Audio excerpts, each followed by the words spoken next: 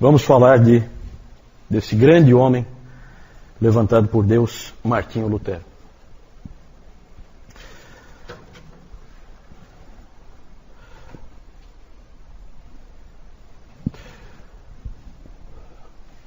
Lutero é uma figura que vale a pena conhecer, um indivíduo fantástico, cheio de altos e baixos. Já se escreveu um monte de livros sobre a psicologia de Lutero, né? Análises psicológicas sobre ele, como ele era, porque ele é um homem de altos e baixos.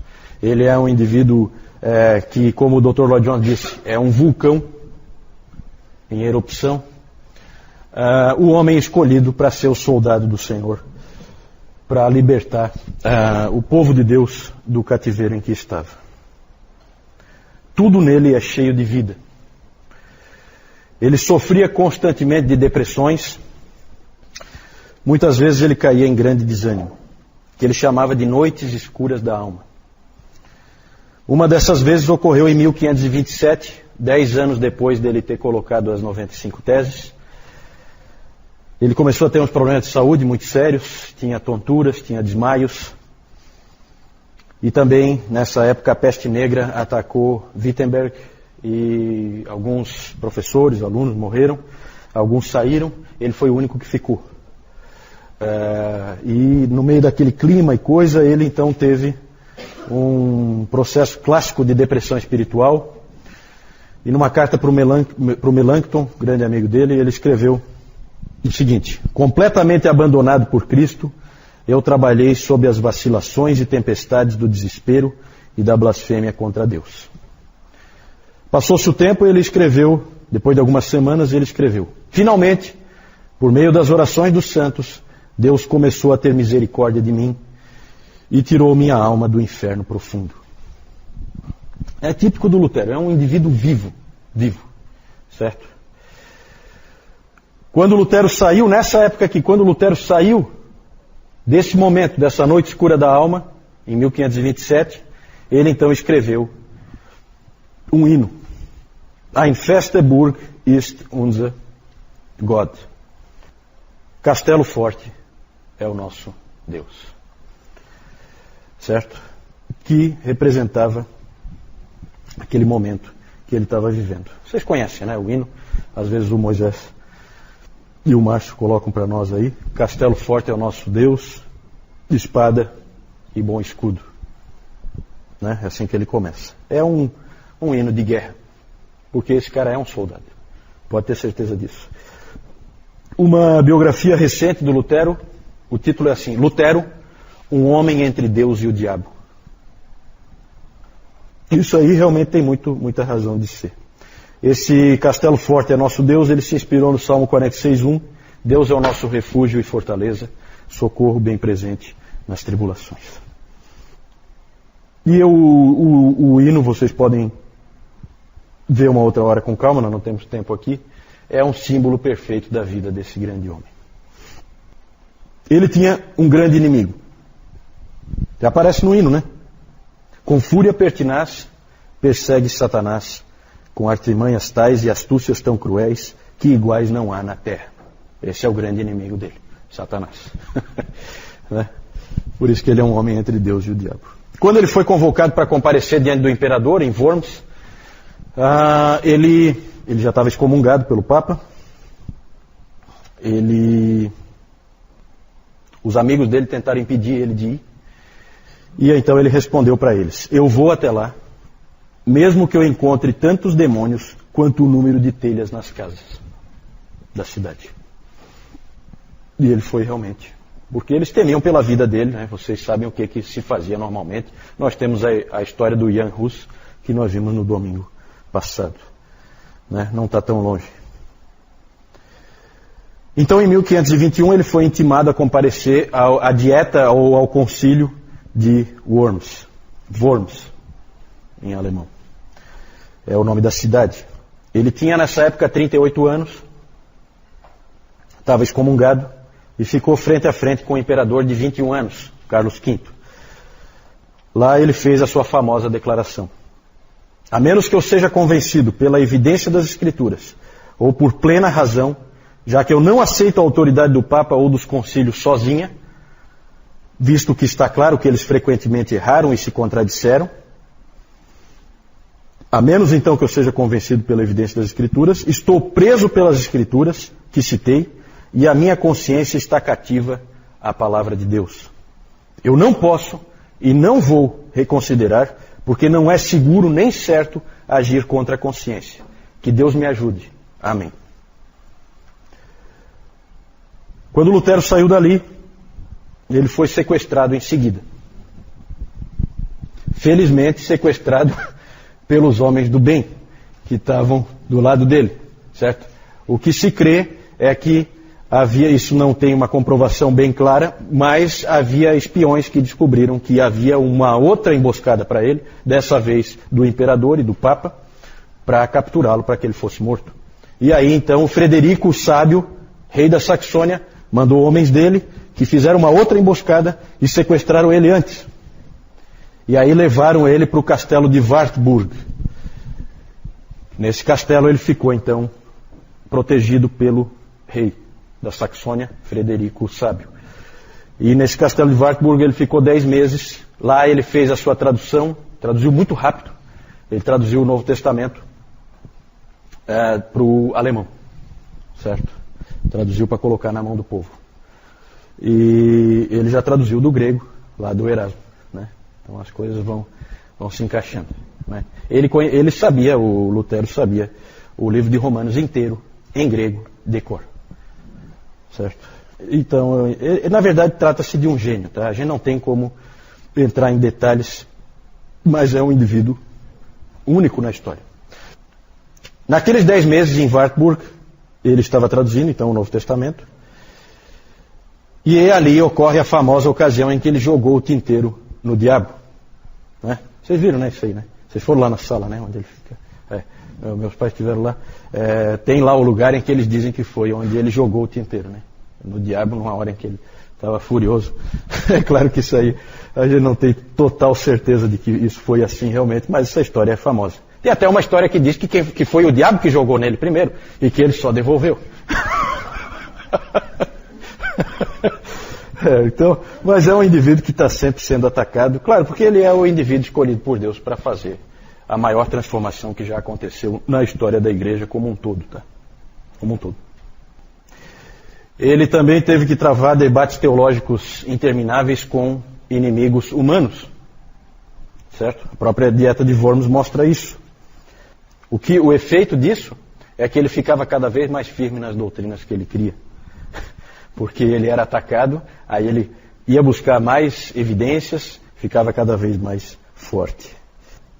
Conforme esse espírito de Lutero, de absoluta subserviência, como nós vimos naquela frase dele, à palavra de Deus, e que ele tinha que ser convencido pelas Escrituras, isso aí rapidamente contagiou um monte de jovens dentro da igreja. Essas revoluções geralmente precisam de um contingente de jovens grande, e esses indivíduos começaram então a crer nisso, e ali então surgia o sola Escritura, somente as Escrituras, somente as Escrituras.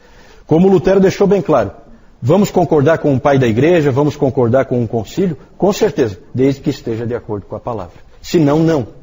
Senão eles estavam enganados, eles erraram, essa parte nós vamos jogar fora. E era exatamente essa a atitude de Lutero e dos reformadores. Já um homem velho, Lutero, relembrando toda a reforma, ele disse em um dos seus sermões: simplesmente ensinei, preguei, escrevi a palavra de Deus. Não fiz mais nada. Então, enquanto eu dormia, ou bebia cerveja de Wittenberg com o meu Filipe e o meu Amsdorff, a palavra enfraqueceu tão intensamente o papado que nenhum príncipe ou imperador jamais fez estrago assim. Não fiz nada. A palavra fez tudo. Então esse é o espírito. O Papa foi derrotado pela palavra, não pelo Lutero. E isso ele deixa muito claro, certo?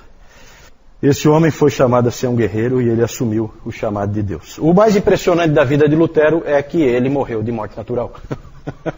Né? Se tem um indivíduo na história que não tinha como morrer de morte natural, é esse aí.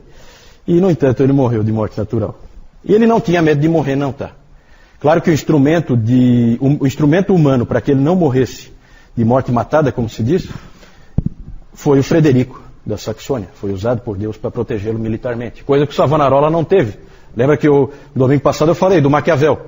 Profetas sem armas não prosperam. Certo? Isso o Maquiavel tinha percebido no Savonarola. Lutero tinha armas do lado dele.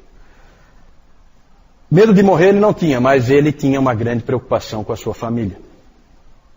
Lutero ele disse algumas vezes que ele não queria casar, porque ele sempre colocava em risco a família dele, porque ele estava sempre, pairava sobre ele sempre a morte de um herege.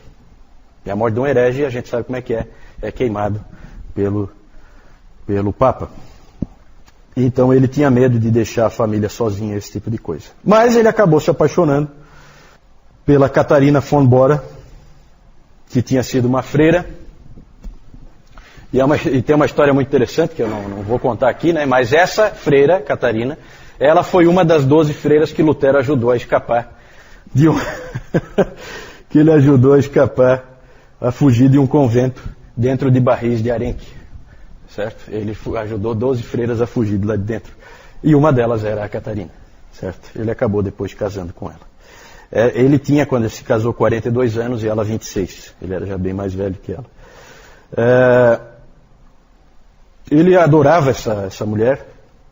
É uma história bonita, a história deles. Na verdade, ali se forma uma primeira família cristã protestante, né?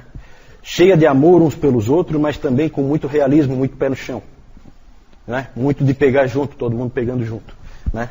Uma unidade familiar forte.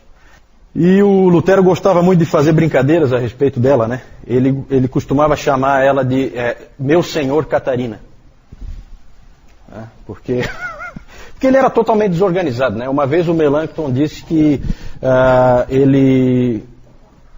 a cama dele estava totalmente mofada, né? Ele dormia num ambiente insalubre, assim, porque ele não cuidava de absolutamente nada. Era daqueles, sabe aqueles intelectuais que não se preocupam com absolutamente nada, a não ser aquele indivíduo focado numa coisa só? Então ele era assim. Essa Catarina veio para arrumar um pouco a vida dele, que estava meio bagunçada. Ele disse que na maioria das coisas ele deixava a Cat lhe dizer o que fazer. Nas outras era o Espírito Santo. Ele era muito espirituoso, né? Tem algumas cartas dele em que ele brinca assim, ele começa, querida Costela. Querida Costela. Claro que é uma referência a Adão e Eva, né? O maior tributo de amor, provavelmente, que ele fez a ela foi ele ter chamado o livro de Gálatas, que era o livro que ele amava tanto, ele chamou o livro de Gálatas de Minha Cat. Lutero disse que o casamento é a escola da santificação. Ali você aprende quem você realmente é e ali você é trabalhado por Deus. Ele fez muitos comentários sobre essa escola. Ele tinha uma família maravilhosa, foram 5 filhos, 3 rapazes e 2 moças. Ele amava seus filhos profundamente, ele os ensinou e também aprendia com eles. Tem muitas histórias do relacionamento dele com os filhos. Eles confiavam profundamente nele e ele também aprendia lições com Hans, Magdalena, Martin, Paulo e Margareta. Quando a sua filha de 13 anos, Magdalena, morreu em seus braços, a fé dele falhou. 13 anos de idade. O historiador Steve Osmond disse, não sei de nenhuma outra ocasião na vida de Martinho Lutero em que sua teologia e fé não foram páreo para os inimigos que o ameaçavam. Ele desafiou o imperador e os príncipes alemães e diversos papas. Ele amaldiçoou e insultou o diabo. A sua teologia só lhe falhou verdadeiramente na morte de um filho. Lutero sofreu nessa época como nunca. Por fim, ele foi capaz de dizer, é tão estranho saber que ela está feliz no céu e eu tão triste aqui. Deve ser realmente uma coisa horrível. Quando a outra filha dele, Margareta, 2 anos depois, também parecia que ia morrer, ele disse que não ficaria tão bravo com Deus dessa vez, porque ele já tinha aprendido a lição. Mas levou um bom tempo para Lutero voltar a confiar e a amar a Deus novamente. Lutero também cometeu erros. Ele tinha dito, uma vez, que o cristão era simul justus et peccator.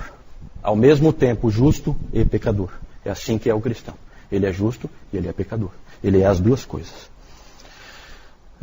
E ele cometeu erros na vida dele. Ele disse também uma vez que o cristão sabe e sente 3 coisas a respeito de si mesmo. Somos sempre pecadores, estamos sempre nos arrependendo e somos sempre perdoados. O professor Calhoun, quando vai falar dos erros de Lutero, ele diz assim, que se o Lutero estivesse ali sentado, Lutero diria assim, erros não, pecados. Porque Lutero gosta de colocar as coisas como elas são, né?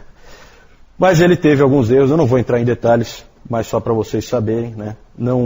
Ele não é diferente dos outros personagens que a gente conhece, inclusive da Bíblia, que sempre tem os seus defeitos e os seus erros, alguns graves.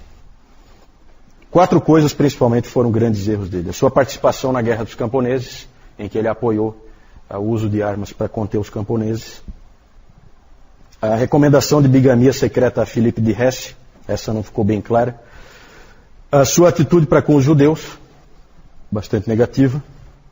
E a sua linguagem e modos grosseiros. Esse aí é típico dele, né? Ele era muito grosseiro na maneira de falar, né? Na verdade, era comum no meio em que ele estava que as pessoas falassem daquela maneira, e ele falava também. Ele morreu em 1546, com 62 anos, em uma viagem em que ele estava indo resolver um problema numa briga entre 2 irmãos, e ele estava viajando para tentar resolver, levou seus 3 filhos com ele. Tem as cartas que ele mandou para Cat enquanto ele estava viajando, muito interessante do que eles faziam e tal, muito bacana. E no meio dessa viagem ele acabou passando mal e acabou falecendo. Ele é uma personagem fascinante. Se vocês tiverem a possibilidade de conhecer um pouquinho mais sobre Lutero, corram atrás disso. E o que se diz é que as pessoas costumam gostar de Calvino, mas elas amam Lutero. E isso é porque ele é tão humano, né? Realmente humano.